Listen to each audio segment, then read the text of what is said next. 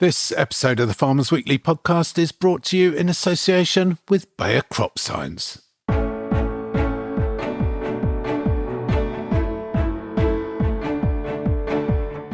I'm in an extremely fortunate position with other income streams. I can't even begin to imagine how awful it must be for farmers who don't host Who Wants to Be a Millionaire, which is most farmers. It must just be utterly soul-destroying. Celebrity farmer Jeremy Clarkson speaks out as soaring fuel and fertiliser costs force growers to rethink autumn cropping plans. MPs urge Kier Starmer to help reduce red diesel prices as they tell the Prime Minister food security is vital. We preview this summer's cereals event at Clarkson's farm and how a royal estate is working with its tenant farmers to improve farm safety. Welcome to the Farmers Weekly podcast. I'm Johann. I'm Louise Impey. And I'm Hugh Broom. And it's straight to our top story. Jeremy Clarkson has expressed his sympathy and frustration as high input costs leave farmers facing a loss-making year. Mr. Clarkson made the comments to reporters at a special preview of this year's cereals event, which takes place in June at his Diddley Squat farm in the Cotswolds. It comes as arable farmers weigh up the prospect of leaving fields fallow this autumn because growing crops is simply too financially risky. This is what Jeremy Clarkson said. I'm in an extremely fortunate position with other income streams, so I'm probably not the best person to answer that. I can't even begin to imagine how awful it must be for farmers who don't host Who Wants to Be a Millionaire, which is most farmers. But, it must just be utterly soul-destroying with what's going on there. Absolutely soul-destroying.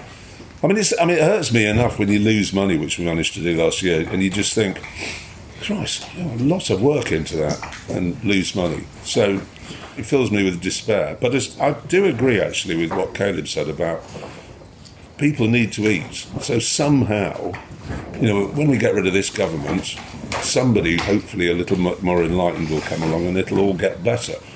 What can you do other than cross your fingers and hope? That's Jeremy Clarkson speaking out about the current state of farming.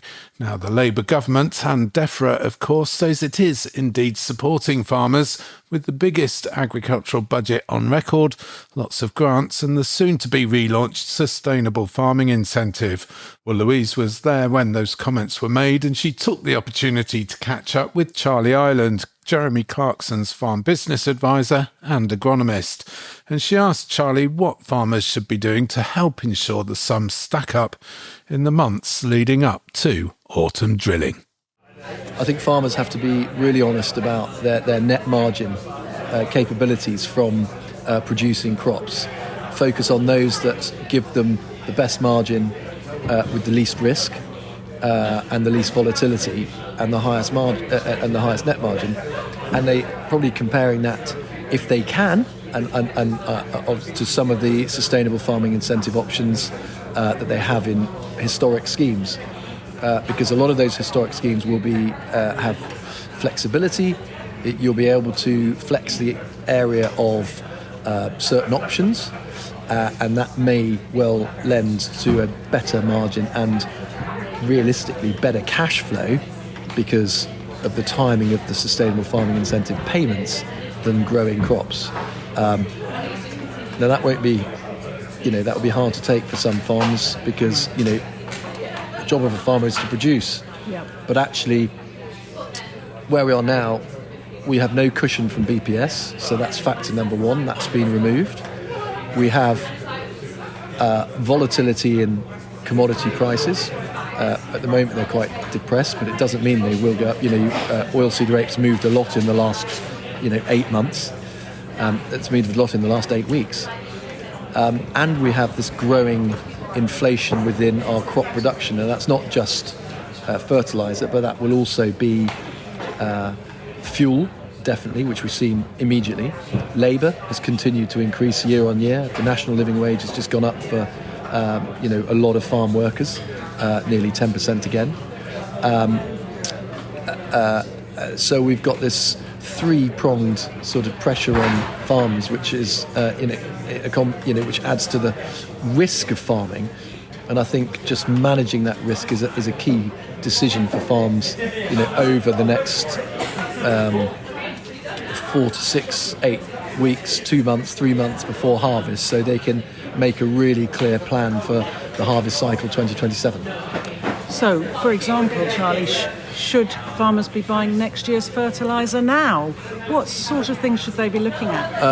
Well, the cost of fertiliser now is at a level which works for some crops. It's sort of £650, £700 a tonne for urea. Now, wheat doesn't grow very well without nitrogen, so of all the input costs, that's probably the one that you need. But it's the other crops where you put it on, oilseed rape. You have to be honest about your potential there. Winter barley, spring barley, there are certain crops where second wheat, third wheat, where you have to be, really confident about the ability of your crop to yield. You ask me whether you should buy it now. If you're definitely going to farm, maybe getting some coverage because you have then committed to getting it on farm is one part of your business management skills. Yeah. We've seen the DEFRA figures. We saw their farm business income figures for last year, a fall of 66% for cereal farms. So the writing, if you like, was already on the wall before Donald Trump did what he's done, and we've now got this conflict in the Middle East. We've got to look at those figures very carefully for this coming autumn. I mean, fundamentally, the more yield you get, the lower your cost of production. So, the more margin you'll make at what price you do sell it at. So, I think being appropriate about your spend is really important. As farm business consultant Charlie Ireland talking to Louise at the cereals preview event at Tiddly Squat Farm. And before Charlie, Jeremy Clarkson himself voicing sympathy for farmers who don't have alternative sources of income. Louise, I guess we knew this anyway, but Charlie Ireland and Jeremy Clarkson really bringing it home. Some big decisions going to be made over the next few months. Growers obviously managing the crops that they've got in the ground now, but come autumn, that might be a different matter altogether. Autumn drilling, some farmers already looking at leaving fields fallow, not drilling anything at all. Simply too risky financially. Oh, definitely. I mean, big decisions, difficult decisions they are at the moment, given the information and lack of information, if you like, that we've got. Charlie raised some very good points, didn't he, in that piece? So, we know the context, don't we? There's no BPS anymore. There's this volatility in commodity prices. And then, of course, the big one at the moment, this growing inflation in crop production costs. So everything adding to the risk of farming.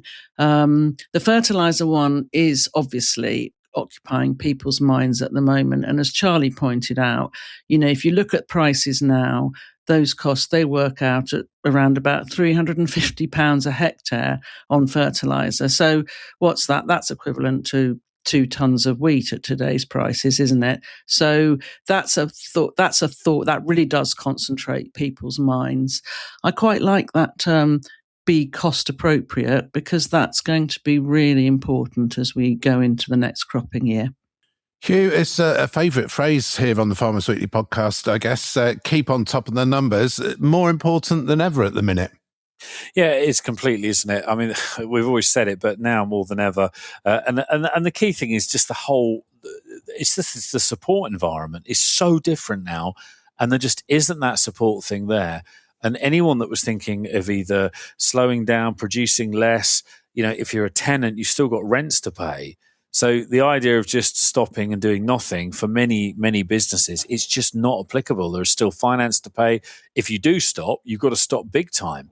At least when we were in a support environment where there was support there was something ticking over in the background that would sort of cover if that, cover you moving forward. So it's hugely different. And yeah, as we said before, and we're sounding like a broken record here, aren't we? It's uncharted territory. Never before in modern times have we gone into what we're heading into now in terms of very little support, a global market that's utterly suppressed, farm businesses that are utterly stretched when it comes to costs, along with lots of other businesses, I should point out as well. It's not just farm businesses on cost inflation. This is uncharted territory. And it's, I don't know how you play it. Is it the ones that manage to hold on the longest when there's a complete shortage of everything in 3 or 4 years' time? Boom, it's going to bounce back. It's not a good way to run a business. It's certainly not a good way. It's not good for the well-being and the mental health. It's certainly terrible for the cash flow and for the gearing and the borrowing. Uncharted territory, very much so. And also in that audio, Louise, we heard from Jeremy Clarkson saying he really feels for other farmers who aren't in his own privileged position of being able to make lots of money from television programmes when things aren't going well in farming. We've been talking about this on the Farmers Weekly podcast for weeks, months, if not years. It is now finally breaking through into the mainstream media with Kent farmer Mark Baker-White on Newsnight this week saying he's not certain whether he's going to be growing crops this autumn because the situation's so bad.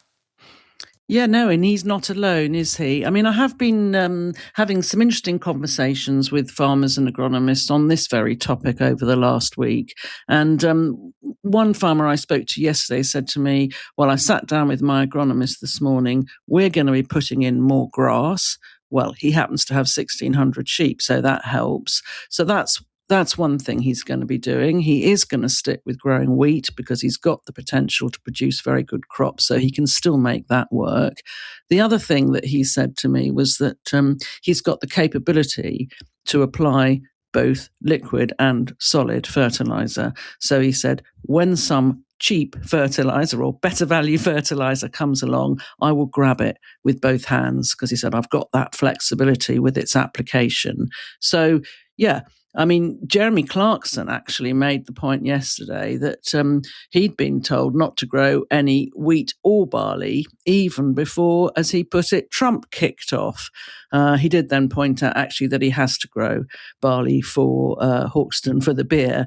But their rotation is changing. There's more grass on that farm than there has been before. There are livestock on that farm as well. So, as he put it, I've been told there's no point in growing large areas of arable.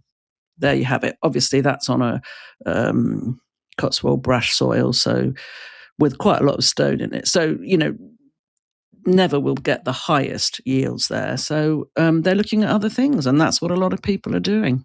The Farmers Weekly podcast. And now a special welcome to this week's podcast partner, Rachel Banks from Bayer Crop Science.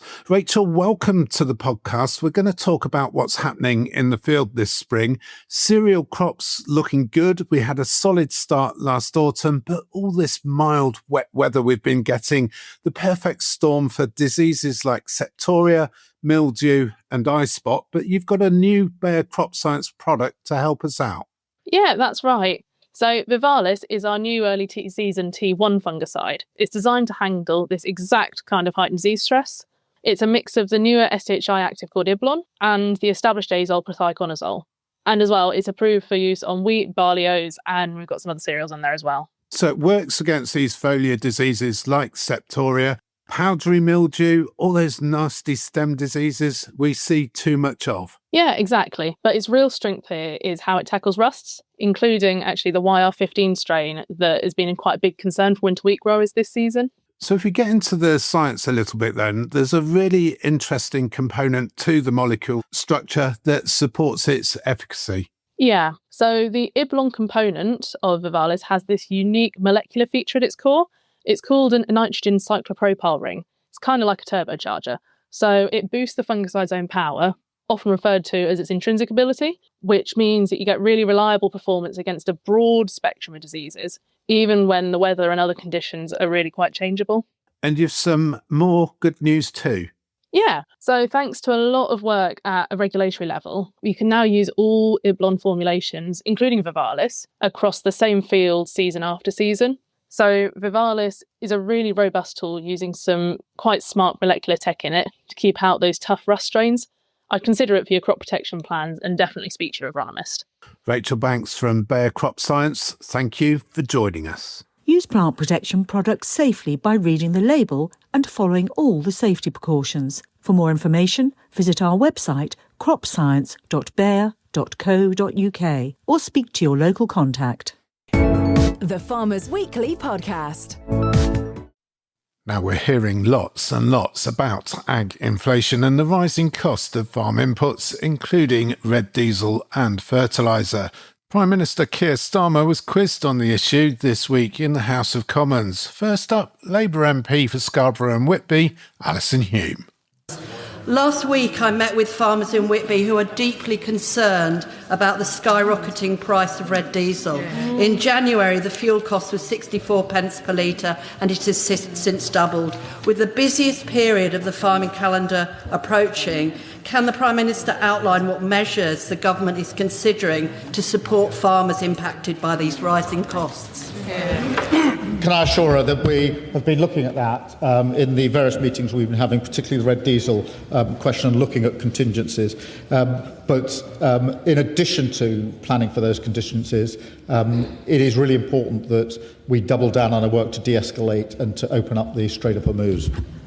Kier Starmer replying to Scarborough and Whitby MP Alison Hugh. Next up, Lib Dem MP Tim Farron. The Prime Minister rightly in his statement referred to defence security and energy security, but he made no reference to food security, which feels like a glaring omission given the impact of the doubling of red diesel on the farmers who produce our food. And I wonder if he's even aware that, outrageously, England is now the only country in the UK and in the whole of Europe that does not use its farm payment scheme to actively support its farmers to produce food. In these troubled times, does he agree with me now that's a glaring omission also? Will he turn around and change it? Thank you for raising this. Food security is really important. I mean, it actually comes under energy security in a sense because it's the energy costs that are pushing or could have the effect of pushing in relation to food security. And that's why it's very important that we do focus where we are focusing on, which is de-escalating the situation and reopening the Strait of Hormuz. Kier Starmer again. The issue of food security and energy was also raised by Tory MP Caroline Johnson. I'd like to ask the Prime Minister about food security. In a response to an earlier question, he suggested that the answer to food security was to have further and faster on renewable energy. But does he recognise that carpeting some of the country's best, some of the world's best farmland in Lincolnshire in solar panels is counterproductive to that aim? Right. Prime Minister. I don't think it's counterproductive, but just to be really clear, the most important thing on food security is getting the de-escalation and the Strait of Hormuz open. And that's why we're convening a number of countries, have been for the last 2.5 weeks and will do again later this week, to operate at all levels to try and get that done as quickly as possible. I understand the impact on the farmers in her constituency and across the United Kingdom, and that is why we have to have that absolute focus in the work that we're doing. The Prime Minister replying to Tory MP Caroline Johnson. Last but by no means least, Jim Shannon of the Democratic Unionist Party. There have been fuel protests in the Republic of Ireland just in the last week. Similar protests are planned for Northern Ireland and this week coming in. Last Friday, I spoke to the Ulster Farmers Union and some of the farmers expressing concern about the rise in the price of red diesel and also fertiliser. On the Saturday in Portavogie, the fishing sector told me they were concerned about the rise in diesel in their boats as well. And the HDV spoke to me last Friday and Saturday to express the same thing. Republic of Ireland have given some €5 million, 4 million sterling every day for the next 13 weeks to help those sectors. If they can do it, Prime Minister, please do the same for us in Northern Ireland and do it across us whole United Kingdom. We're looking across the board at what support can be put in place and looking at all the contingencies. But there's no escaping the fact that if we don't do the international work to de-escalate and get the strait open, then we're fighting an uphill battle, which is why we have to convene those countries and try to resolve what's a very challenging situation. As Kier Starmer answering questions in Parliament on food security and red diesel prices. Hugh, everything, according to the Prime Minister, depends on whether the Straits of Hormuz are open or closed. Yeah, it does, doesn't it? Or having some sort of stability there, so you know that stuff is going to happen. Look, there's been a lot of talk about pricing and availability. The long and the short of it, as I understand at the moment, when you talk to other colleagues, the availability is there. It's a bit lumpy on fuel. Sometimes you're waiting 3 days, sometimes you're waiting 8 to 10 days. Pricing is generally, well, they just got back to giving you the price and then it would be delivered 4 days later. And then there was another spike. I can't remember which bit of the war changed it all again. And it's gone back to, it could be 10 days, take the price on the day. So that's the fuel situation. Although it seems to have eased back a bit. The big worry, though, is the fertiliser going forward, because as we've said, most of the fertiliser is now on farm or it's being delivered. Yes, the price has jumped 100, 150, some cases more than that. But it's what happens next year. And that is the big thing. And wherever you are in the world, because there are articles there's a good article in the Telegraph this week about Australian farmers. Australia hugely reliant on pretty much all of its oil is imported. They don't produce anything there. It comes through the refineries in Singapore. Now, the Australian Prime Minister was out there with the Singapore leadership. They're all sort of, easing each other's fears, saying it'll be fine, it'll be fine. But the Singapore is reliant on Arabian oil, so on and so forth. Farmers in Australia saying, we don't know what to do. No one can guarantee we're going to get fertiliser. It's their autumn now. So they're basically going through what we might, if this isn't resolved quickly, what we might end up going through in 3 or 4 months' time. Louise, do you think the government gets it? Does Kier Starmer understand the severity of the situation we're facing? Well, the government's treading quite a fine line, isn't it, at the moment? So on the one hand, they don't want to cause any panic or panic buying. That's from the greater public, of course. On the other hand, they're trying to convince us that they are running a tight ship and they know exactly what they are doing. So the messaging that's coming out is along both of those lines, I suppose. We don't want people to think that that there's going to be a problem. We know, don't we? And we talked about this last week, that the fuel thing is having an immediate impact on farms and on the cost of production. I mean, it's not avoidable, is it? It's not just the field work that's having to go on at the moment. It's also sort of the wider transporting of goods and the deliveries of things both on and off the farm. So the price is an issue. The disrupted supply pattern is the other issue.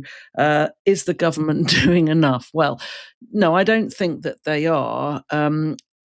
We've seen some very interesting articles, haven't we, in the press this week about possible food shortages and planning for a worst case scenario.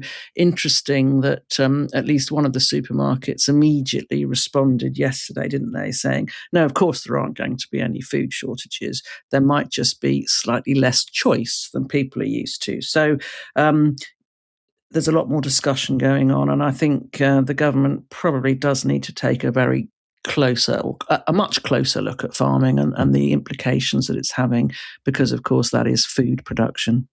All this, of course, leading to inflationary pressure, Hugh. Kier Starmer making a big play that the government has capped energy prices for domestic users. That might be so, but not for everybody, and certainly not for people in rural areas or indeed anywhere reliant on heating oil. Well, of course, the other thing to take into account as well is, as we're recording this podcast, Kier Starmer's sat on top of the Mandy box, kind of trying to keep it firmly shut, because obviously all the mandals and stuff keeps coming out. So whether he'll even be Prime Minister in a week, certainly in 2 weeks, with the local election result, remains to be seen. But you're absolutely right. The energy cap is only applicable to domestic tariffs of gas and electricity. If you're a rural domestic, you get hit full on by the kerosene, although there was a bit of a scheme around kerosene costs. But those energy costs, of course, aren't covered by the cap if it's applicable to business. Business tariffs aren't covered by that. But I think in some cases, you think, someone somewhere in the government's thinking ahead, because we saw the ethanol plant up in the northeast reopening to try and keep CO2 supply going. And there's actually been some talk about the impact on CO2 supply, whereas previous governments had just swept it under the carpet and sort of put their fingers in their ears and hummed. So there's some recognition that there are some, if you will, tectonic plates shifting in the way the supply chain works. And even the Chancellor, Reeves, this week in New York at the G7 conference, this morning in the paper, she's talking about we need to go drilling in the North Sea, which I'm sure is going down really well in Ed Miliband's office this morning.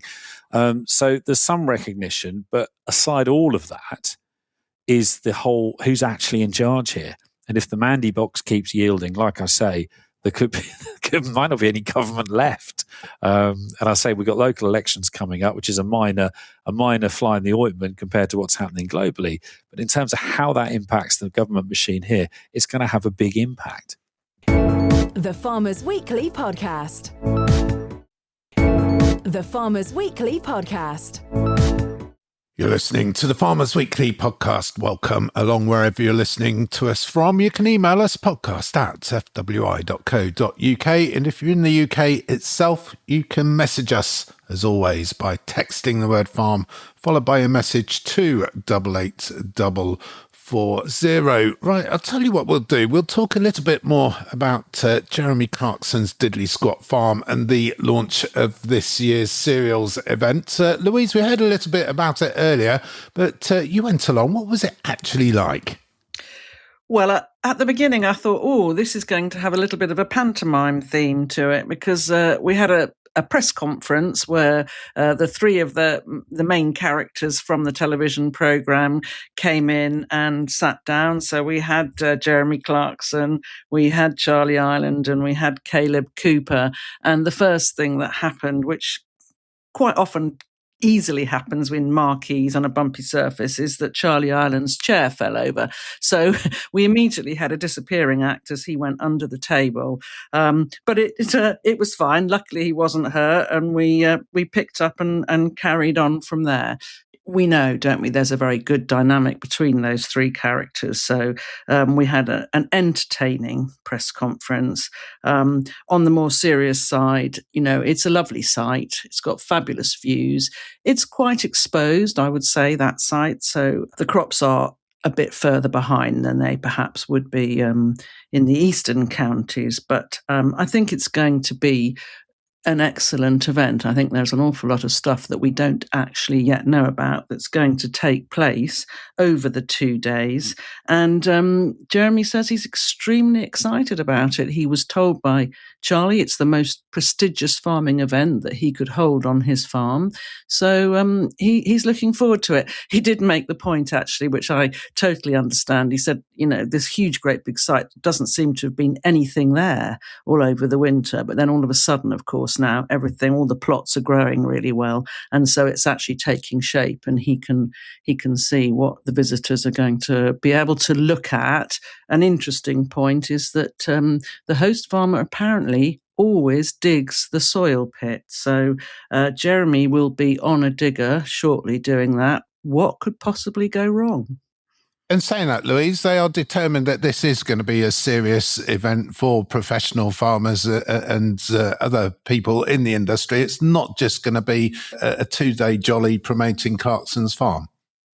No, absolutely not. And he was at pains to say that, that they've put a lot of effort into making sure that it is still a farming technical event where people can come and learn and network and ask questions. And, of all people, Jeremy recognises that this is a tough time, and that providing really good, up-to-date, timely information is more important than ever. Hugh, you will be very pleased to hear that there's going to be a livestock zone this year. So there will be something for everybody, and you might even be tempted to make a trip across to the Cotswolds. You never know. Go and see some barren sort of Cotswold brash soil struggling to support those trial plots. No, look, it sounds really good, doesn't it? And it's always a good coming together. And it's interesting, isn't it? Because I think it's the first time that this particular event has been that far to the west. So hence the livestock and the sort of coming together. Next thing, we'll be having livestock classes, and they'll be calling it the Royal Show. No, that would be too much to think, wouldn't it? But no, I'm really looking forward to it. It's going to be good. Yeah, cereals at Diddley Squat Farm, the 10th and 11th of June. It does look like it's going to be a good event, better than the happenings at Claremont Farm at Bebbington on the Wirral, where farmer Andrew Pimley has been left devastated after a hectare of asparagus was accidentally ploughed up, wiping out a key crop just as it was entering its first full production season. Hugh, these asparagus crowns destroyed when a contractor mistakenly ploughed beyond the intended boundary. This was going to be their big season, having been in the ground for 3 years. You've grown asparagus yourself, Hugh. Look, this is quite poignant for me because, we did. We grew asparagus for about 10 years. And actually, the whole reason I got into growing asparagus was after a very late night at an NFU conference, I can't remember how many millions of years ago, with Andrew Pimbley, who was at college with me at Harper. But this is terrible. I mean, that's just, it's the third year is when you expect the full or the production to really start kicking in. And for someone to go through a hectare with a plough, it's not a good look. It's pretty devastating, actually. I mean, he's got plenty of asparagus going on, and they do a very good job there on Claremont Farm, growing lots of wonderful veg as well. It's the contractor's going to get a fair bill, I would imagine. And right towards the start of the asparagus season as well, Hugh, asparagus being, of course, increasingly in demand, one of the big success stories of UK horticulture and agriculture. Yeah, it's had huge growth over the last 10 or 15 years. And actually, one of the really smart things about it is that it sort of complements so well with the imported product and the year-round supply thing. It seems to have worked really well. It doesn't do any harm in terms of displacing UK crop. If anything, having the continuity of supply where it comes in from Mexico is one of the main places that grows it, and Peru. It's flown in, yes, it's probably got a footprint, but then the footprint to produce it and that source country is probably tiny because everything's done by hand. But that having that import product coming in, it not only utilises all the infrastructure here to process and pack all year round, but it's actually grown its market share massively in 10 or 15 years. So obviously English asparagus now on the shelves, the outdoor stuff will start hopefully cooking on in the next week or two. Some of it will be moving already because we see temperatures rise. Not the greatest time of year for someone to plough up part of your farm that you didn't want them to. Yeah, condolences to Andrew Pimley. Not what you want to happen when you're selling a crop into a buoyant market. Hugh, the other agricultural commodity markets, what's going on there this week? Thank you very much, Johann. Finished the deadweight this week, 635.2. That's back just under a penny on the week. If you look a year ago, though, we're actually 60-odd-p back on where we were this time last year on the deadweight average. It was 697.1. That was just before it blasted through the £7 barrier.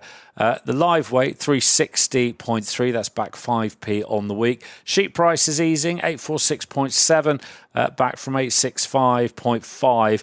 That high of last week. On the live weight, it also goes back 3p, 409 on the live weight ring. There are no pig prices available this week for some reason. Last week it was 181.3, so I can't tell you what's going on there. Arable markets, a bit of lift in some bits and drop in others. So the feed wheats come up about £4 on the week, 171.30 up from 167.10. Milling wheat, those drop back about £7 on the week, 174.90 back from 181. Feed barley gains £1, £1 and 10p, 153.30. Oilseed rape gains a couple of quid, 441.60. Feed peas are 210. Feed beans are 217.4. Onto the diesel price, and it's eased back again this week, 109.93 on the Wednesday morning ring round. That's back considerably from the 123.66 that it was last week. The Farmers Weekly Podcast. The Farmers Weekly Podcast. And finally, yet again, agriculture remains one of the most dangerous sectors in the UK. As figures close on another tragic year, more than 30 people have lost their lives on UK farms. Earlier, Hugh spoke to Clive Johnson, Head of Health and Safety at the Duchy of Lancaster. Clive works with the Duchy farm tenants and contractors to improve the farm safety environment. He previously spent most of his career working on large UK construction projects, and Clive started by telling Hugh about how the Heathrow Terminal 5 project was a game changer when it comes to construction safety. Prior to a lot of the work starting, they got together all the stakeholders, and also they brought along the health and safety executive and some of the insurers. The managing director at the time for BAA, Andrew Wilson, he was sort of presenting to the whole of the meeting, saying it's going to take us 7 years to build this. It's going to employ probably at its peak on site 7,000 people working at one time. But over the duration of the project, probably 20 to 30,000 people, on different phases of the project. It was open up to questions, and the HSE guy said, well, look, this is all great, what you're doing for the country, the new airport, but according to our stats at the Health and Safety Executive, this amount of people and this duration of time, we would anticipate you'd probably kill 9 people, bearing in mind previous sort of records. So Andrew Wilson said, well, it was a bit of a shock to him. He says, well, if that's a consequence of building this airport, we ain't going to build it. So you could imagine the faces around the people in the room when he dropped that bombshell. But he said, we'll do something totally different. And with that statement, lo and behold, we went forward with a unique approach to how we dealt with health and safety across the whole duration of the Terminal 5 project. And that was all around using behavioural techniques as opposed to using what we call a cloak of compliance to get things done. You then went on and developed this new approach. What was the sort of the key points in that? How had it differed from what had been done previously? The approach that we took was around, we've got to change this perception that people have of health and safety and make people realise that if they do it right, they'll probably do it quicker, safer, and they can enjoy more what they do within the world of construction. So, because previously everything had been about, well, the regulation says you can't do this, so don't do that, don't do this, don't do that. And this new approach was enabling people to use their choices and actions to make whatever they do safer. So this new, what we call an incident and injury-free environment program that we put together, every person that came onto the site went through this 4-hour orientation before they could start work on site. And that was all about them and us as a client working together collectively. So just as a very an example that we used was that all the operatives had a high visibility vest, and on the back of it, it said, "Stop me if I'm not working safely." So by taking that vest, these workers were giving people permission to stop them if they weren't doing it right. And similarly, the supervisors and the managers would have a vest which said, "It's okay to talk to me about safety."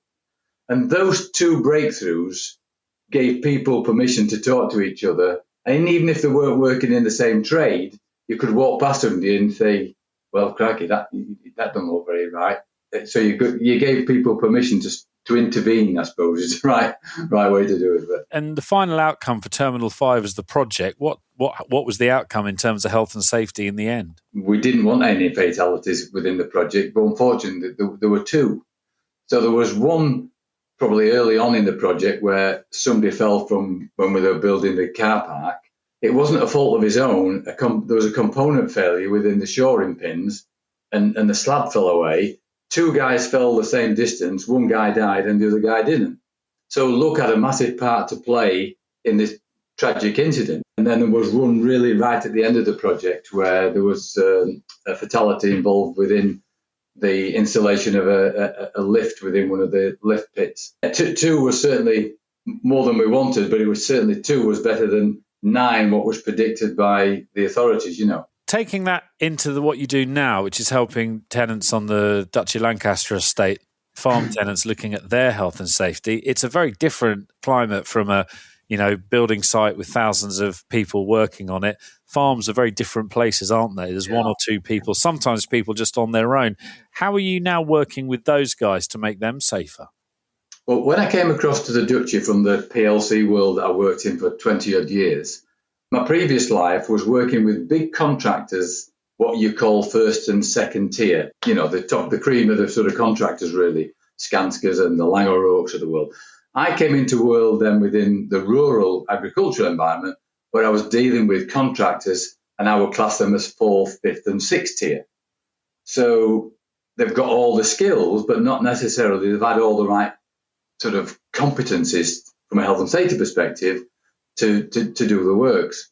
So my challenge was to really use all my experience to then engage with contractors, engage with farming tenants, to get them to adopt this different philosophy around health and safety, that it's not a blocker. If we get it right, you're going to continue to be a successful farmer. And the stats themselves aren't very encouraging at the moment from the agricultural sector. So I've been given the opportunity within the Duchy to sort of really, what I've learned and experienced and seen fruition from in construction, I'm now into my nearly 4 years with the Duchy, and the change that we've made in the behaviours and attitudes of our workers and our tenant farmers has been significant because of this more softer approach towards health and safety. And it's not been easy, and it hasn't been easy, but it's been a real challenge, and it's been a real, a real feel-good factor that I've seen change. And I've had a few people not wanting to do it, but ultimately, when you bring them all together and they realise that, oh, he's doing it all right, there's a lot of that sort of pressure, not pressure, but they've seen it from their other tenant and farmers by doing it that way.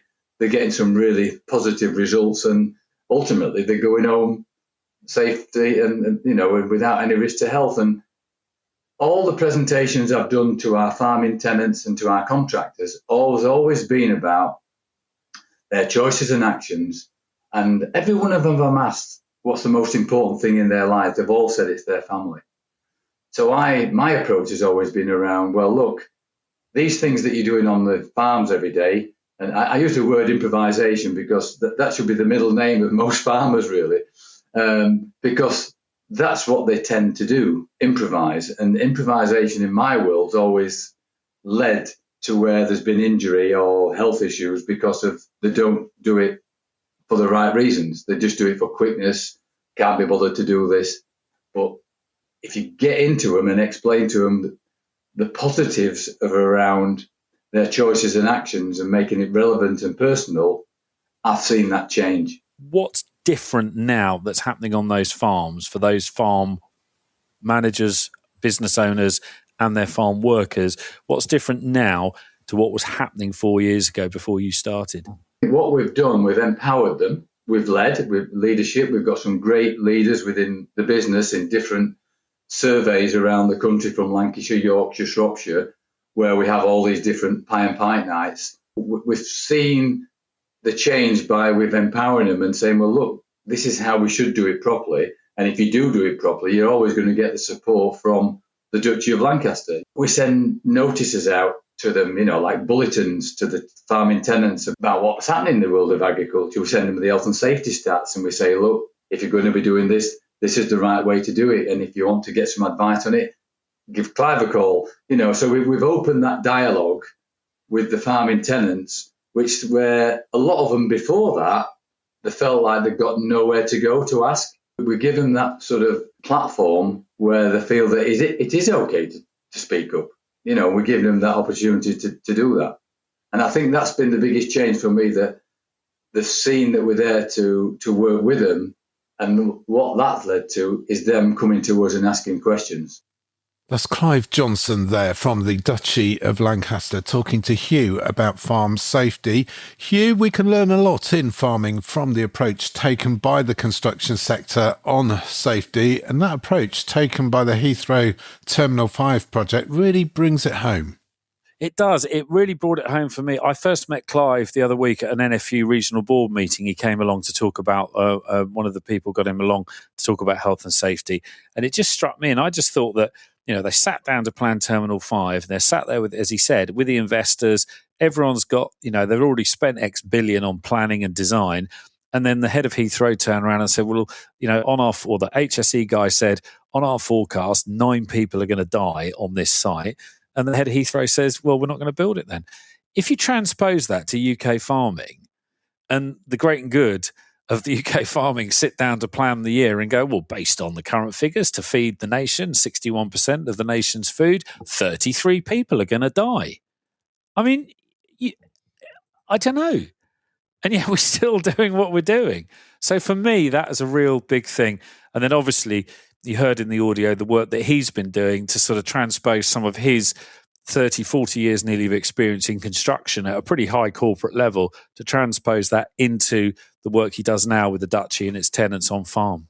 There is a lack of structure here, though, Hugh. You look at the Duchy of Lancaster and what they're doing, that's all very well for them, but everybody else, we're fragmented as an industry, spread right across the country. Absolutely. And actually, in some ways, if you think about the construction example, whilst there's some really good examples and there's some really good methodologies we can take out of there and lessons we can learn, that's, it's a group of operatives on a building site, a large group of people. A farm environment is so very different, isn't it? It might just be a few workers, or in most cases, as we see, and this is part of the tragedy, it's lone workers, business owners, self-employed farmers getting killed doing what they're doing for themselves.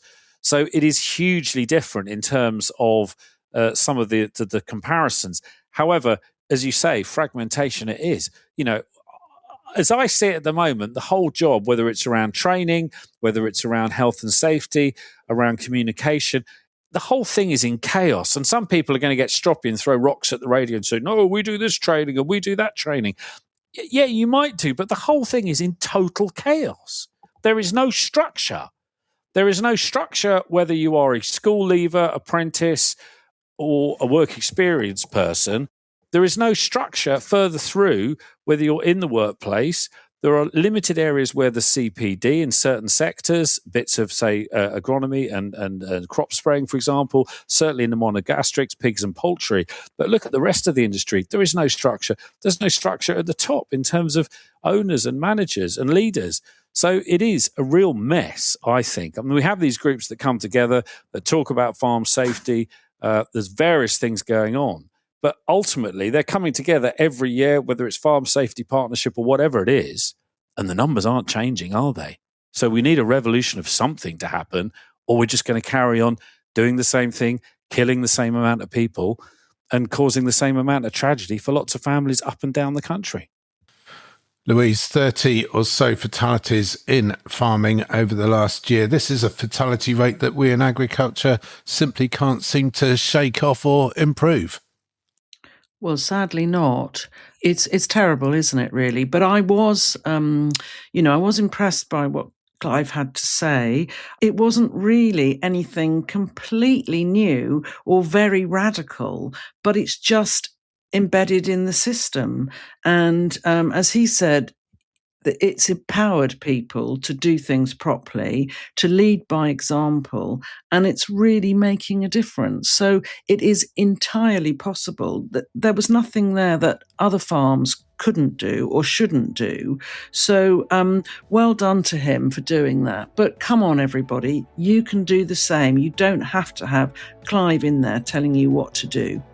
Or maybe we do. Maybe we need a Clive sitting on our shoulder, a little voice telling us to stay safe on the farm and be really careful while we're producing the nation's food.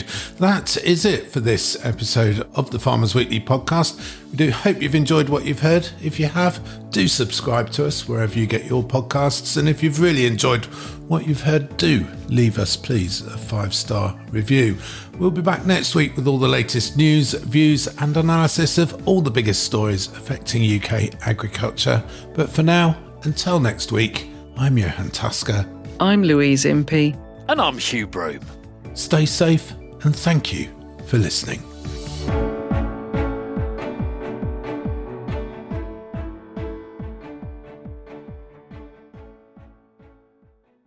This episode of the Farmers Weekly podcast was brought to you in association with Bayer Crop Science.